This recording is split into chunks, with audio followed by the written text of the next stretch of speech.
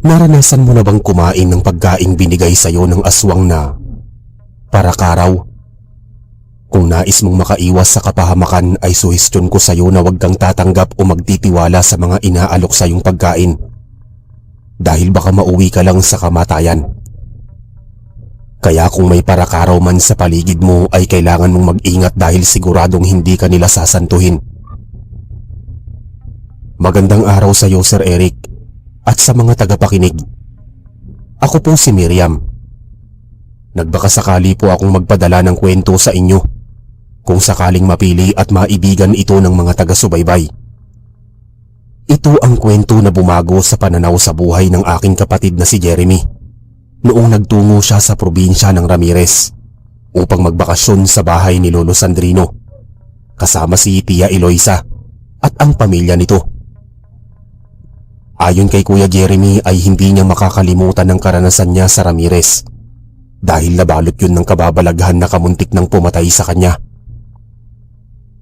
Taong 1985, masayang nagbakasyon si Kuya Jeremy sa bahay ni Lolo Sandrino na kilalang magaling na albularyo. Hindi lamang niya kayang pagalingin ang mga taong may malubhang karamdaman, maging ang mga taong nilalason at sinasaniban ng masasamang espiritu ay kaya niyang pagalingin. Gayon din ang mga taong niyayanggaw o hinahawaan ng mga aswang ay madali niyang nagagamot. Kaya naman tinatangkilik siya ng kanyang mga kababayan. Maraming nagpapagamot sa kanya. Malaki naman ang naging tiwala ng mga magulang namin kay Kuya Jeremy. Kaya naman pinayagan niyang magtungong mag-isa sa probinsya. Masunurin kasing anak ang kapatid ko kaya naman tuwang-tuwa sa kanya ang magulang namin. Mahilig sa galaan at kasiyahan si Kuya Jeremy pero may kontrol naman siya sa kanyang sarili kapag nakakainom siya ng alak. Kaya naman tuwang-tuwa sa kanya ang mga anak ni Tia Eloisa dahil may makakasama na ang mga ito sa paglalayas. Sa paggala sila magkakasundo. Iisa ang likaw ng kanilang bituka at nagkakasundo rin sila sa iba't ibang bagay dahil panay mga lalaki sila at magkakasunod pa ang mga edad. Siguradong magiging malapit sila sa isa't isa. Kung saan-saan din hadala ng mga kapinsan ko si Kuya Jeremy. Kaya naman kung minsan ay napapagalitan na ni Tia Eloisa ang kanyang mga anak sa pagyayaya kay Kuya Jeremy. Natuto na itong maglayas at hindi mapakali sa matagal na pamamalagi sa loob ng bahay. Paliwanag naman ni Tim na anak ni Tia Eloisa na malapit na ring bumalik sa syudad na gusto niyang makasama si Kuya Jeremy dahil matagal-tagal na din bago sila muling makapagbakasyon sa Ramirez. Kaya sinasamantala na nila ang pagkakataong makarating sa magagandang puok pasyalan. Bagay na ikinakasakit ng ulo ni Tia Eloisa sa tuwing nasisermonan niya ang sariling anak. Ayaw namang makipagtalo at patulan ni Tia Eloisa ang mga sinasabi ni Tim dahil alam niyang walang magandang patutunguhan ng kanilang pag-uusap. Patuloy pa rin itong nangangatwiran dahil halatang-halatang gusto naman nitong makapaglayas kasama ang kapinsan. Hinayaan na ni Tia Eloisa at Lolo Sandrino na makapagliwaliw si Kuya Jeremy kasama ang kanyang dalawang kapinsang sina Tim at Eddie. Pero pinayuhan sila na mag-iingat dahil marami na rin ang mga dayuhan sa probinsya at hindi nila alam kung anong kayang gawin ng mga yon sa kanilang buhay. Huwag daw silang magtiwala o sumama sa mga estrangherong mag-iimbita o mag-alok sa kanila ng mga pagkain o anumang bagay. Sinigurado naman ni Tim na palaging ligtas si Kuya Jeremy dahil kapag napahamak ito sa pangangalaga nila ay tiyak na katakot-takot na sermon at pagmumura ang aabutin nila sa ina nito na matapang at mitikulosa. Sumapit ang isang araw at hindi lumabas ng bahay ang magpipinsan. Maghapon silang nanood sa panggagamot ni Lolo Sandrino. Kinilabutan pa nga sila ng masaksihan ng isang pasyenteng nilukuban ng aswang. Nanlisik ang mga mata ng lalaki at nag-iba ang kanyang boses. Pinagtulungan siyang itali ng kasamahan niyang dalawang kapatid sa papag habang nag-uorasyon si Lolo Sandrino. Nagpupumiglas sa papag ang lalaki at talagang umaangil siya at pilit na nilalabanan ng pagkakagapos ng mga kamay at paa Kinakabahan pa ang magpipinsan na baka biglang mapatid ang mga panali at sugurin ng lalaki si Lolo Sandrino. At lahat sila ay walang habas nitong pagkakalmutin at pagpapatayin. Pero sa awa naman ng Diyos ay hindi yun nangyari. Malakas pa rin ang orasyon at lanang ginamit ni Lolo Sandrino upang makontrol at mapahina ang kapangyarihan ng lalaki. Maya-maya ay tumigil ito sa pagwawala. Inutusan niyang pagtatanggalin ng mga kapatid ng lalaki ang mga bigkis ng panali. Dahil magsusuka ito at kinakailangang mailabas lahat ng laman ang kanyang bituka. Makalipas ang ilang sandali ay bumaliktad nga ang sikmura ng lalaki. Natanggal ang mga panali sa kamay at paa niya. Mabuti na lang at mayroong nakasahod na malaking palanggana. Doon sumuka ang lalaki at naglabasan ng maraming itim na sisiw. Kinilabutan at napatalon kaming magpipinsan. Hindi nagtagal at bumulong sa hangin si Lolo Sandrino at nalusaw ang mga sisiw. Naging malalapot na itim na likido na napuno sa palanggana. Paliwanag niyang mutya yun ng aswang na itinatanim sa loob ng katawan ng mga binibiktimang tao. Nakatulog sa papag ang lalaki at binigyan ni Lolo Sandrino ng reseta ang magkapatid sa mga pangontra laban sa aswang. Nagpasalamat ang magkapatid at nagbigay sila ng isang tray na itlog bilang pasasalamat at alay. Ayaw na sana tanggapin yun ni Lolo Sandrino kaso ay mapilit ang magkapatid. Kaya maluwag sa loob niyang tinanggap ang isang tray na itlog. Maya-maya ay nagising na ang lalaki. Inalalayan siya ng kanyang mga kapatid na makabangon at kahit medyo nanghihina pa ang katawan ay nagpasalamat siya kay Lolo Sandrino bago sila umalis. Sumunod namang pasyente ay kinulam. Maputla at namimilipit sa sakit ng tiyan ang isang babae. May kasama siyang kapinsan at ayon dito ay may nakaaway itong tindera sa palengke na posibleng kumulam dito. Medyo inaapoy din ng lagnat ang babae, saka may mapupulat makakati sa kanyang balat. Umusal lang kakaibang lingwahe si Lolo Sandrino at pagkatapos ay mayroon siyang halamang gamot na itinapal sa tiyan ng dalaga. Pagkatapos ay pinausukan niya ang katawan nito ng baong umuusok. Matagal at halos inabot ng 1 oras bago natapos ang ritual. Humupa ang lagnat at kahit paano ay umunti ang mapupula sa balat nito. Nabanggit ni Lolo Sandrino na napahina niya ang kulam. Pero mas mainam na humingi ng tawad sa nakaaway nito sa palengke. Tumango at sumunod sa kanya ang kapinsan ng kumulam. At nagbigay naman siya ng isang basket na may sariwang prutas at gulay. Karamihan sa mga pasyente ni Lolo Sandrino ay nagbibigay ng mga pagkain bilang pasasalamat. Ang iba naman ay wala talagang maibigay, pero lubos ang kanilang pasasalamat dito. Dahil napagaling sila at nanumbalik ang kanilang dating lakas. Hangang-hanga ang magpipinsan sa kanilang mga nasaksihan. Kung pagkakalooban din sana sila ng kapangyarihan para manggamot, ay gagayahin nila ang kanilang lolo. Isang araw nabagot sila kaya naisip nilang lumabas ng bahay at lumibot ang magpipinsan sa buong bayan. Inabot sila ng katanghalian sa daan. Nag-umpisang kumalam ang kanilang mga sikmura kaya kinakailangan na nilang makapangnanghalian. Medyo may kalayuan naman ang bahay nila kung babiyahe sila para lang makakain. Naghanap ng makakainan si Tim at bahagyang nangislap ang kanyang mga mata nang mapansin ang isang pwesto ng ihawan. Itinuro niya yon kay Kuya Jeremy at Eddie. At kaagad silang nagkaakitang doon na mismo kumain bago umuwi ng bahay. Gutom na sila. Masasakit na din ang kanilang mga ulo at tiyan. Lumapit sila sa 2 tindera. Ang isa ay matanda at ang isa ay dalaga. Panay ang pagpapaypay ng dalaga samantalang ang matandang babae ay nagbabaliktad ng mga stick ng isaw. Nakita nila na nag-iihaw ng isaw na baboy ang mga ito. Mabango ang amoy nito kaya biglang natakam ang magpipinsan. Titig na titig ang magpinsan sa isaw ng baboy. Lalo na nang kumalam ang kanilang sikmura. Lumapit ang dalagang tindera sa kanilang harapan at tinanong nito kung bibili sila ng isaw ng baboy.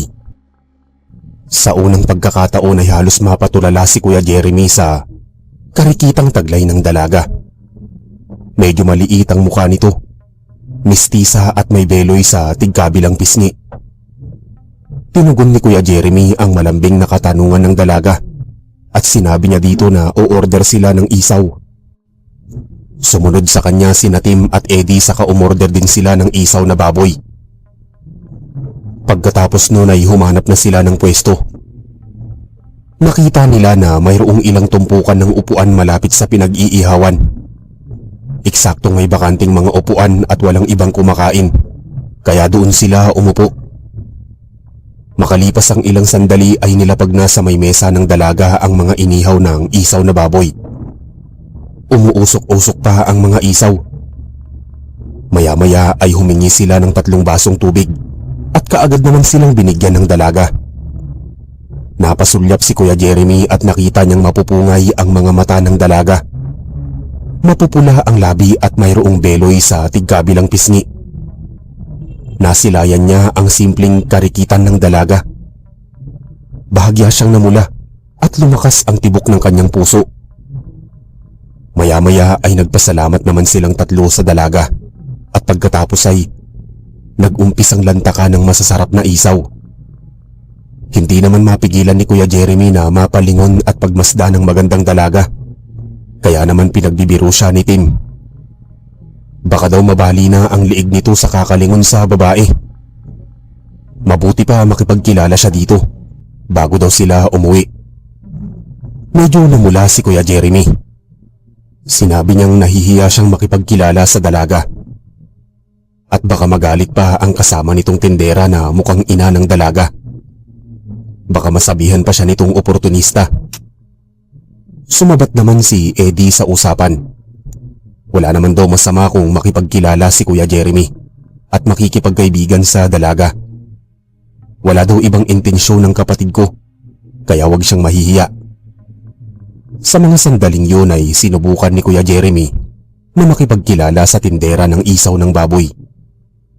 Pagkatapos nilang kumain ay binayaran nila ang mga kinaing isaw. Nagbaka sakali si Kuya Jeremy at bagilo siyang nakipagkilala. Gayon din ang mga kapinsan namin sa dalaga, pati sa kasamahan pa nitong tindera. Hindi naman naging suplada ang dalaga. Nakipagkilala siya at napag-alaman nila na Lolita ang kanyang pangalan. Samantalang ina naman niya ang kanyang kasama. Aling Concepcion ang pangalan nito. Napag-alaman pa ng magpipinsan na nag-aaral pala si Lolita sa syudad at nagbabakasyon lamang siya sa Ramirez kasama ang kanyang nanay, pati na rin ang mga kapatid. Hindi rin naman daw magtatagal at aalis na rin siya. Natuwa naman si Kuya Jeremy at biniro pa niya ang dalaga na muli siyang babalik sa tindahan ng isaw ng baboy para mabisita ito at makakwentuhan. Halatang-halatang may paghanga siya sa kagandahan ng dalaga. Hindi naman siya binigo ni Lolita at pinayagan siya nitong bumalik sa mga susunod na araw. Pakiramdam noon ni Kuya Jeremy ay nakahiga siya sa mga ulap sa sobrang kagalakan. Pinagtatawanan pa siya ng kanyang mga kapinsan bago sila nagpaalam kay Lolita. Pagka-uwi nila sa bahay ay binalita nila kay Tia Eloisa at Tio Noli ang mga lugar na kanilang napuntahan at gayon din ang mag-inang tindera ng isaw na nasumpungan nila noong katanghalian. Nabanggit pa ni Kuya Jeremy ang tungkol sa paghanga at pakikipagkilala niya kay Lolita. Nabahala naman si Tia Eloisa, gayon din si Tio Noli, sa ginawang pakikipagkilala ni Kuya Jeremy sa naturang dalaga. Nagwika si Tio Noli at binalaan niya si Kuya Jeremy na huwag basta-basta magtitiwala sa mga taong dayuhan sa Ramirez. Hindi lahat ng taong doon ay pwedeng maging mabait sa kanya. Maraming manlalason, mangkukulam, mambabarang, aswang at manggagayuma doon. Kapag nakursunadahan nila si Kuya Jeremy ay maaaring mapahamak ang buhay niya. Tumugon si Kuya Jeremy at sinabing wag itong mag-alala dahil sa tingin niya ay mabait at mapagkakatiwalaan si Lolita. at hindi siya tulad ng mga iniisip nito. Bumuntong hininga si Tio Noli at nabanggit niya kay Kuya Jeremy na pinapaalalahanan lamang niya ito dahil nagmamalasakit siya dito. Sa puntong yun ay lalong lumakas ang pagnanais ni Kuya Jeremy na makilala pa si Lolita. Noon lamang siya nakaramdam ng ganoong klase ng kasiyahan sa matinding paghanga sa isang babae. Wala pa kasing nagiging nobya sa kolehiyo si Kuya Jeremy. Wala siyang matipuhan at saka hindi niya maisipang manligaw dahil abala siya sa pag-aaral at bantay sarado din siya ng kanyang mga magulang. Kaya wala siyang panahon na magkagusto sa mga babae. Dumako ang kinabukasan at maaga na umalis sa bahay si Kuya Jeremy. Si Tim ang nasumpungan niya, kaya yun lang ang nasabihan niya ukol sa pagpunta niya sa tindahan ng isaw. Sasamahan na sana siya ni Tim subalit hindi na siya nagpasama dito. Nabanggit niya na madali lamang siya at hindi magtatagal. Pagkatapos ng tanghalian ay uuwi na din siya sa bahay. Kung sakaling hanapin siya ng mag-asawa o ni Lolo Sandrino, ay makikisabi na nagtungo siya sa labas at may binibili lamang sa malapit na tindahan. Napapakamot na lang sa ulo si Tim, pero kinausap niya si Kuya Jeremy na mag-iingat. Tinanong pa niya ito kung alam ang daan pa uwi ng bahay at baka daw maligaw pa ito. Napasimangot si Kuya Jeremy at sinabing kabisado niya ang daan sa pag-uwi ng bahay. Hindi siya maliligaw at makakabalik siya ng ligtas kaya wag na daw mag-alala pa si Tim. Kaya na niya ang kanyang sarili. Matapos noon ay nagpaalam na siya sa kanyang kapinsan, saka mabilis na siyang umalis ng bahay. Mabuti na lang at wala pa ang presensya ni Tia Eloisa. Pagkatapos na makasakay sa jeep ni Kuya Jeremy, ay tumigil ang sasakyan sa harap ng tindahan ng isaw. Bumaba siya sa jeep at mabilis siyang lumakad patungo sa pwesto ng ihawan. Medyo kakaunti pa noon ang mga taong kumakain. Luminga-linga siya sa paligid at napansin niya kaagad si Lolita na katatapos magbenta ng isaw. Tuwang-tuwa si Kuya Jeremy at bumalik ang kakaibang sigla sa kanyang katawan. Agad niya itong binati at bumakas sa mukha nito ang kasiyahan. Matagal na pinagsaluhan ng dalawa ang matatamis na mga ngiti sa labi. Hindi pa noon natatagalan at biglang lumitaw sa likuran ni Lolita ang isang matandang babae. Yun mismo ang ina nito. Bumati si Kuya Jeremy at sa kauna-unahang pagkakataon ay doon lamang niya ito napagmasdan ng matagal. Maganda pero mukhang suplada. Mataas ang kilay at mukhang mapagmataas. Tinapunan niya ng masamang tingin si Kuya Jeremy. Hindi malaman ni Kuya Jeremy kung bigla na lang sumama ang timpla nito. Baka naman abala lamang ito sa pag-iihaw. Bumati si Kuya Jeremy at lumawak ang ngiti niya. Nagawa pa niyang magmano dito pero hindi niya matagalan ang mga pagtitig nito sa kanyang kabuuan. Napansin naman ni Lolita na mukhang naiilang si Kuya Jeremy sa kanyang ina. Kung kaya't tinanong niya si Kuya Jeremy kung nag-almusal na ito. Pero mabilis na sumagot si Kuya na hindi pa siya kumakain. Kaya minabuti niyang pagsilbihan ni Lolita. Ngunit nakialam si Aling Concepcion at siya na mismo ang naghanda ng isaw para kay Kuya Jeremy. Medyo nanlalamig ang mga palad ni Kuya Jeremy. Humanap siya ng pwesto at naupo siya. Medyo kinakabahan siya dahil mukhang hindi siya gusto ni Aling Concepcion na maging kaibigan ni Lolita. Palinga-linga siya sa paligid, kaso laking gulat niya nang pagharap niya ay nasa harapan na pala niya si Aling Concepcion na may dalang umuusok na isaw, pati isang basong malamig na tubig. Ngumiti at nagpasalamat si Kuya Jeremy subalit hindi kaagad na umalis sa tabi niya si Aling Concepcion.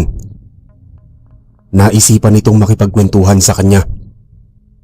Pinagmasdan siyang mabuti ni Aling Concepcion na para bang kinikilatis ang pagkatao. Maya-maya ay tinanong nito kung taga saan siya. Pansin kasi niyang hindi nagmula si Kuya Jeremy sa Ramirez. Tumanong si Kuya Jeremy at sinabi niyang buhat siya sa syudad.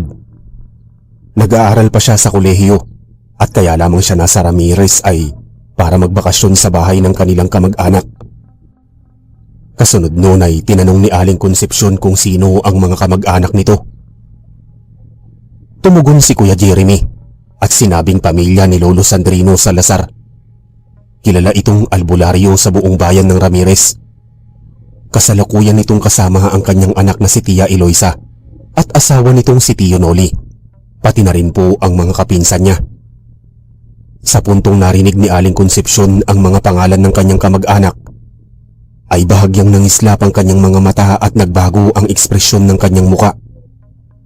Nakita ni Kuya Jeremy ang pagbabago ng ekspresyon ni Aling Concepcion, kaya tinanong niya ito.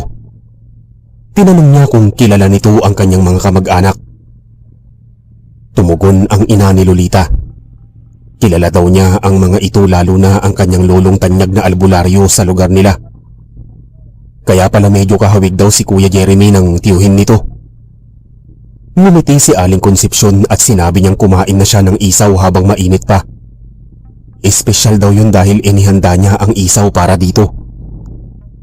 Muling nagpasalamat si Kuya Jeremy at hindi siya nagdalawang isip na kumain at ganahan sa pagkain sa masarap na inihandang isaw ng baboy. Siguro nga ay abala at pagod lamang ito kaya masama ang timpla, pero kita niyang mabait sa kanya ang ina ni Lolita. Malambot at malinamnamang isaw.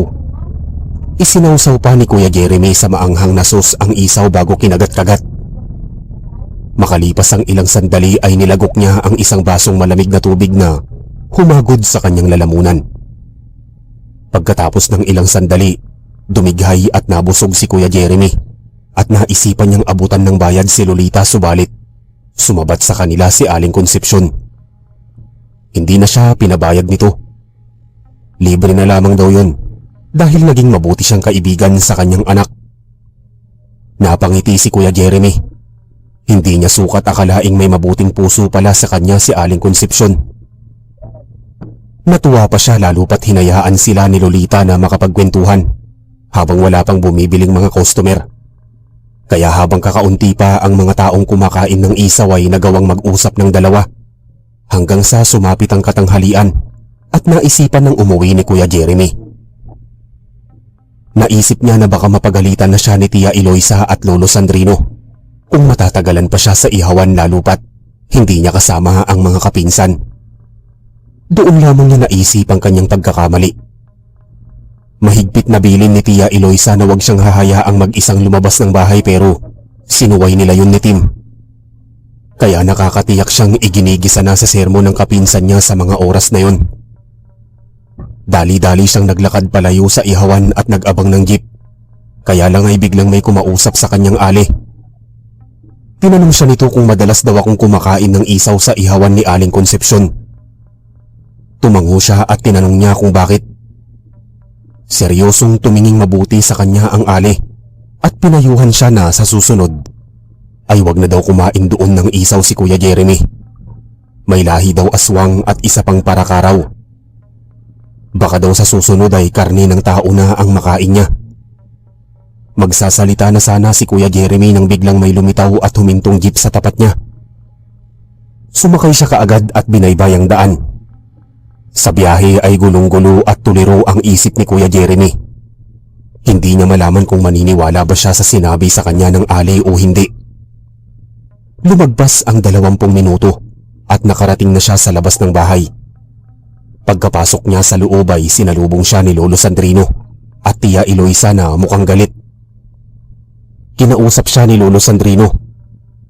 Ang tigas-tigas daw ng ulo niya. Binilinan na siya ng makailang beses na wag lalabas ng bahay ng mag-isa at hindi niya kilala ang mga tao doon. Hindi ligtas ang buhay niya sa Ramirez, pero ayaw niyang makinig. Natahimik si Kuya Jeremy lalo pa noong ipakita ni Lolo Sandrino si Tim at Eddie na nakahiga sa may papag. Namumutla at naliligo sa pawis.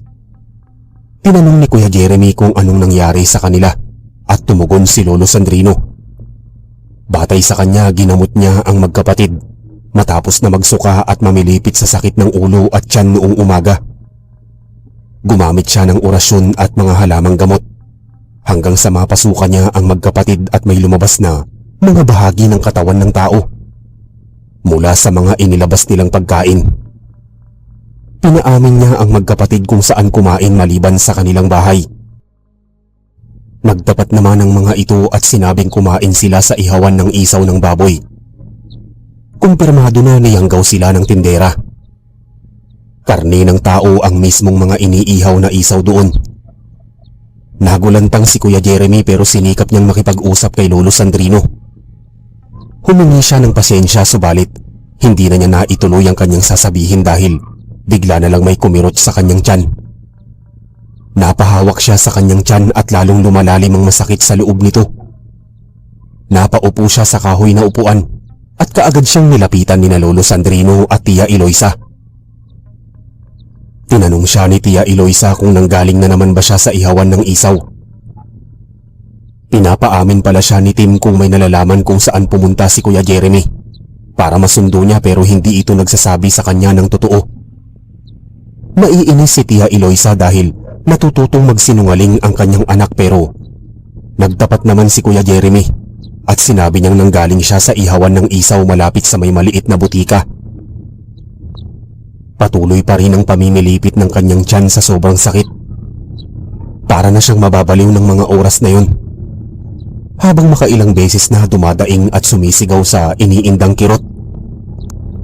Namilog ang mga mata ni Tia Eloisa at binalingan niya ng tingin si Tio Noli na mukhang nahuhulaan kung saang ihawan nagtungo si Kuya Jeremy. Nagsalita naman si Lolo Sandrino at inutusan ng mag-asawa na dalhin si Kuya Jeremy sa kanyang silid tulugan at doon na mismo ito gagamutin. Pinagtulungan ni na Tio Noli, Lolo Sandrino at Tia Eloisa na dinala si Kuya Jeremy sa kwarto nito at inihiga sa kama. Pagkatapos noon ay kinuha ni Lolo Sandrino ang kanyang mga gamot sa panggagamot. Namimilipit sa sakit si Kuya Jeremy habang inuurasyonan siya ni Lolo Sandrino. Nagsisisigaw siya habang hinihimas ng matanda ang kanyang tiyan. Sobrang sakit daw nito na para bang mamamatay na siya. Samantalang sina Tia Eloisa, Tio Noli na nakapalibot kay Kuya Jeremy ay ninenervyos sapagkat iba na ang kanyang kulay.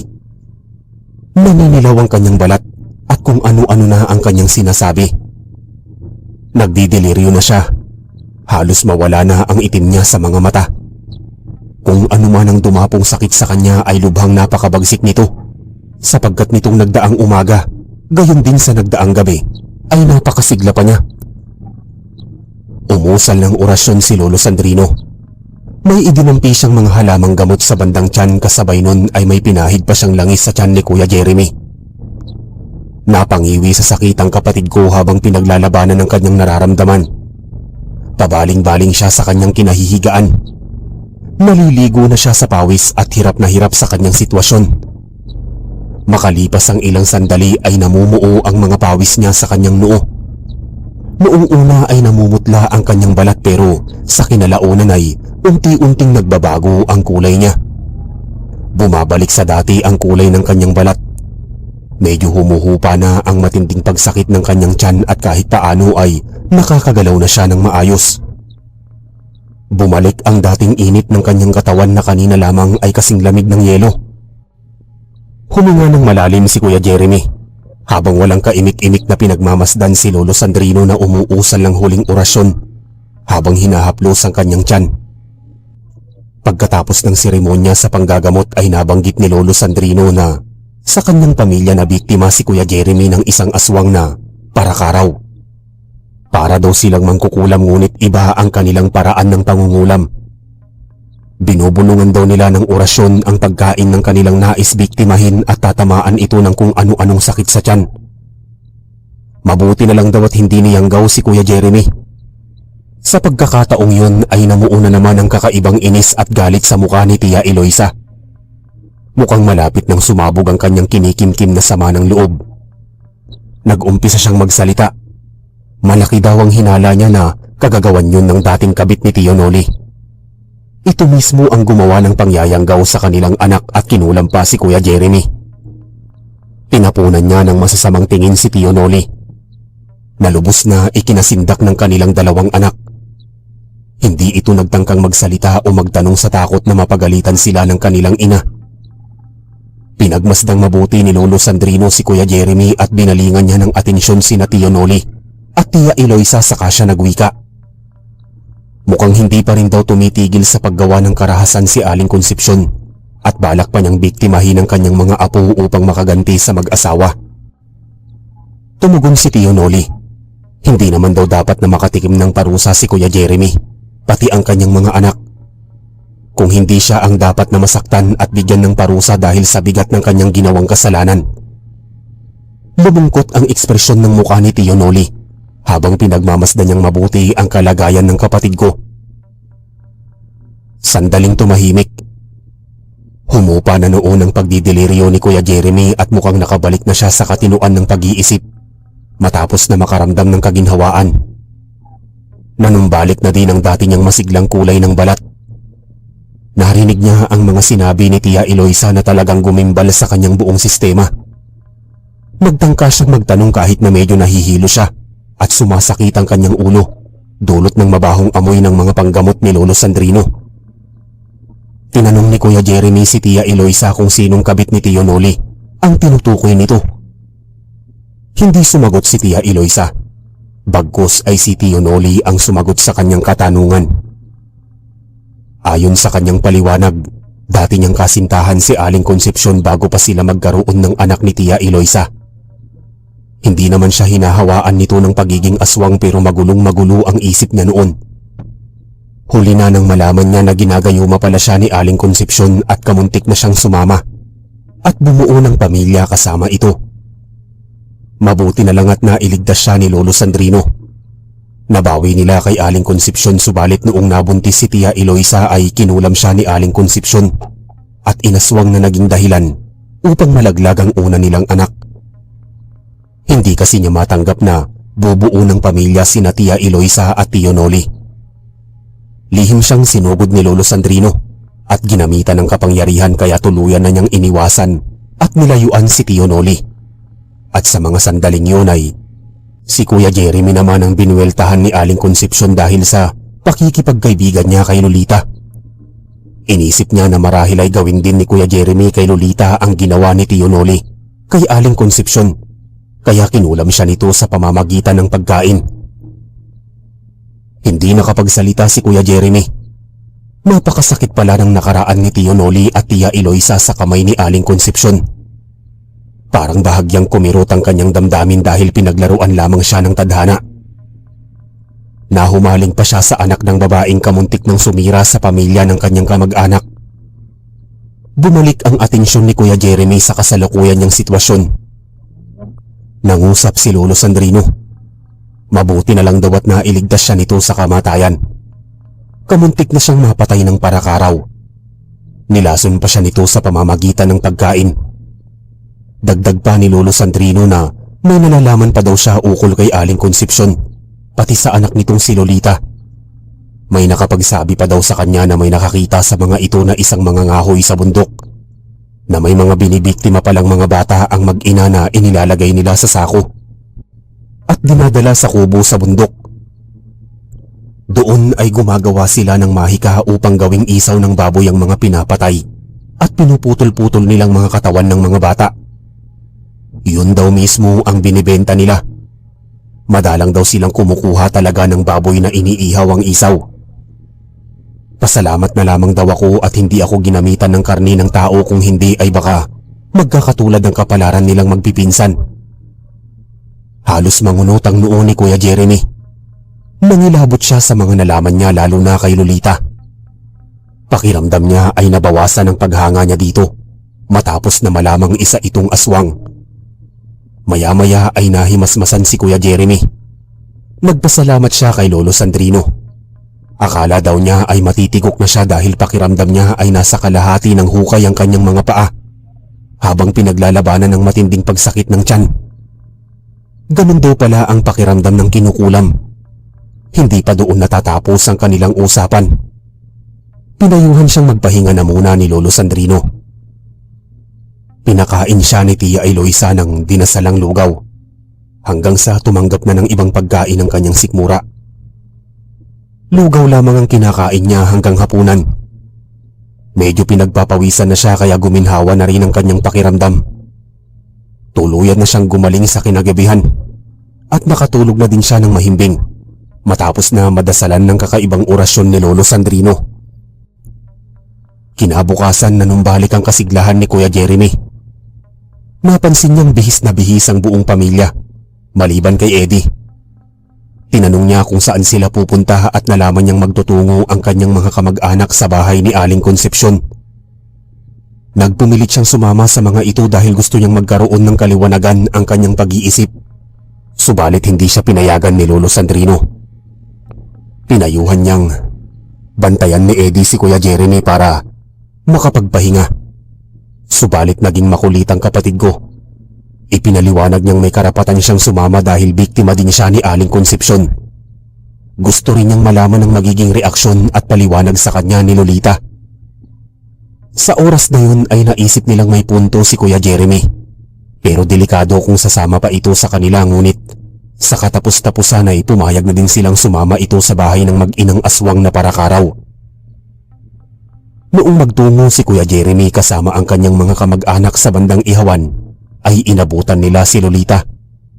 Wala noong mga taong kumakain at tama lamang ang pagpunta nila upang makausap ng masinsinan si Aling Concepcion. Tumigil sa pagpapaypay si Lolita at nasurpresa siya nang makita ang buong mag-anak ni Kuya Jeremy. Hindi nagtagal at nagpakita si Aling Concepcion. Maayos naman siyang napakiusapan ni Kuya Jeremy na makausap sila ng maayos. Dinala ni Aling Concepcion sa isang bahay at pinatuloy niya sa loobang pamilya ni Lolo Sandrino at doon sila nag-usap ng masinsinan. Hindi na nakapagpigil si Tia Eloisa. Nagpupuyos siya sa galit at kitang gustong magsalita ng masama kay Aling Concepcion. Sa mahinang boses ay inilabas niya lahat ng galit dito. Minura niya ito. Hindi daw patas kung lumaban si Aling Concepcion at talagang pamangkin pa ang biniktima nito. Hindi pa daw ito nakontento na sinira nito ang buhay nilang mag-asawa noon. Hindi siya pinansin ni Aling Concepcion na parang walang narinig pero bigla siyang napatingin sa direksyon ni Tio Noli. Si Tio Noli na mismo ang nakipag-usap ng harapan dito. Makikiusap siya kay Aling Concepcion na kung may problema pa siya sa kanya ay siya na lang daw ang gawan ng masama at wag nang idamay ang kanyang mga anak at pamangkin. Ipinaliwanag ni Tio Noli na malinis ang intensyon ni Kuya Jeremy kay Lolita bilang kaibigan at hindi yun matutulad sa mga nangyari sa kanilang buhay dahil magkakaiba sila ng kapalaran. Nakikiusap si Tio Noli na kung maaari ay palayain ni Aling Concepcion ang kanyang sarili sa pagdurusa at tanggaping masaya na si Tio Noli sa piling ng kanyang pamilya. Dapat daw ay maging masaya na rin si Aling Concepcion dahil mayroon na siyang anak na nagmamahal sa kanya. Sa puntong yun ay napaluha si Aling Concepcion sa mga sinabi ni Tio Noli, lalo pa nang marinig ni Lolita lahat ng kanilang mga pinag-usapan. Sinabihan nito ang kanyang ina na itigil ang kung anumang masamang ginawa nito kay Kuya Jeremy dahil mabuting tao ang kapatid ko at hindi naman siya nanliligaw kung hindi gusto lamang makipagkaibigan ng walang mali siya. Wala silang dapat pangambahan dahil nirerespeto siya ni Kuya Jeremy. Sa mga sandaling yun ay napagnilayan ni Aling Concepcion ang kanyang mga pagkakamali. Laking gulat ni Tia Eloisa at Tio Noli noong taos-pusong humingi sa kanila ng paumanhin at pagpapakumbaba ni Aling Concepcion. Gayon din sa ginawa niya kina Tim, Eddie at Kuya Jeremy. Nadala daw siya ng matinding galit at puot sa puso niya lalo na nang malaman niyang kamag-anak ni Tio Noli si Kuya Jeremy. Inisip niyang baka paasahin at lokohin lamang ni Kuya Jeremy si Lolita sa panahong naisin nitong ligawan ng kanyang anak. Bagay na pinabulaanan ni Kuya Jeremy dahil kahit kailan ay hindi niya inisip na sakta ng damdamin ni Lolita. Hindi siya pinalaki ng kanyang mga magulang para mambastos at manakit ng babae.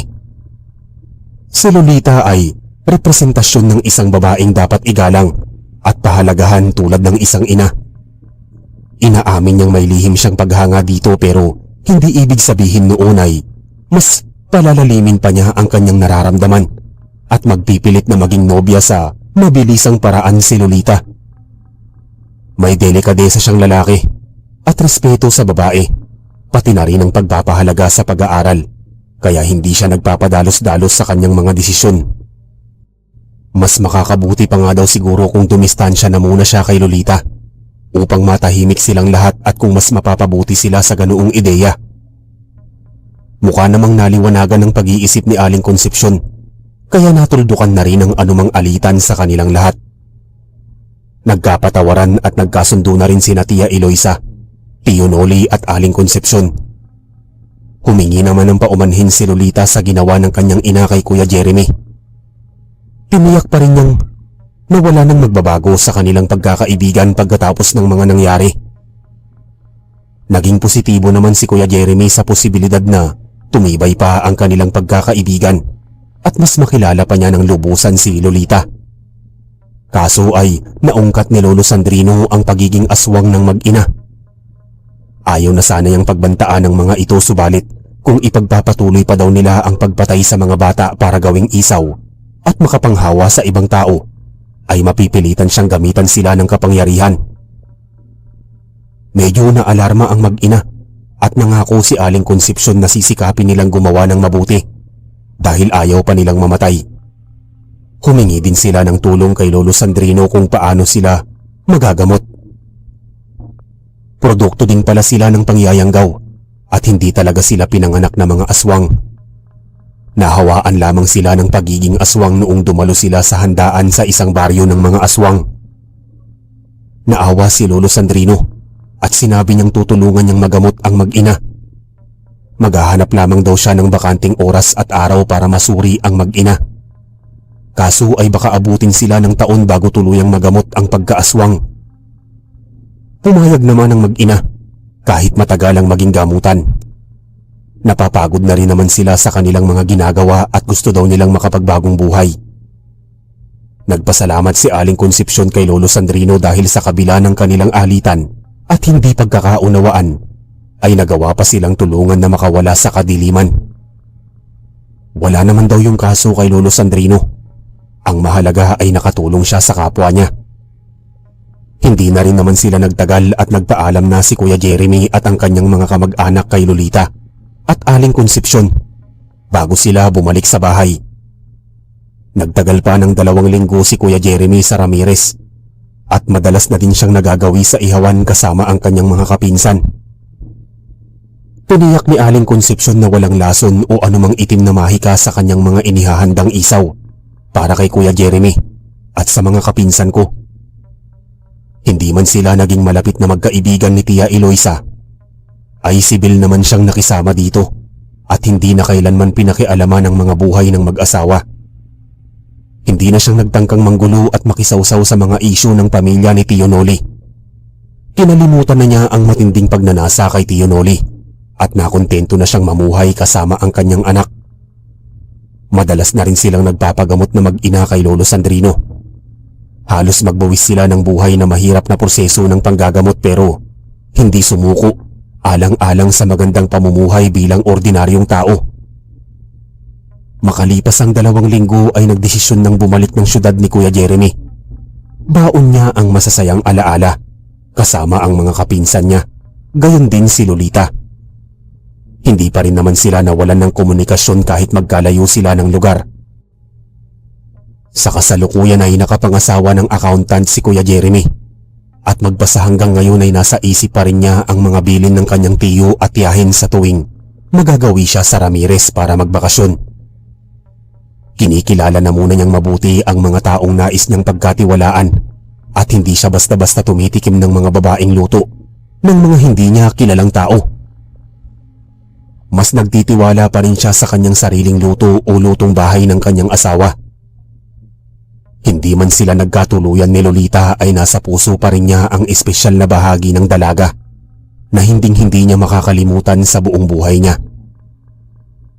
Huli niyang balita sa kanyang mga kapinsan ay naging ganap ng ordinaryong tao ang mag-inang tindera ng isaw. Nakapangasawa si Lolita ng isang negosyante at tahimik na puno ng pagmamahalang namumuhay sa Ramirez kasama ang kanilang 4 na anak. Masasabi ko na naging makulay ang pagbabakasyon ni Kuya Jeremy sa Ramirez kahit na puno din ng kilabot at kababalaghan. Hanggang dito na lamang po ang kwento. Sana po ay marami kayong napulot na aral ukol sa pagpapahalaga sa pagsunod sa mga utos, gayon din sa tamang pakikisama at paggawa ng kabutihan sa kapwa. Maraming salamat po sa inyong pakikinig. Hanggang sa muli. Naranasan mo na bang kumain ng pagkaing binigay sa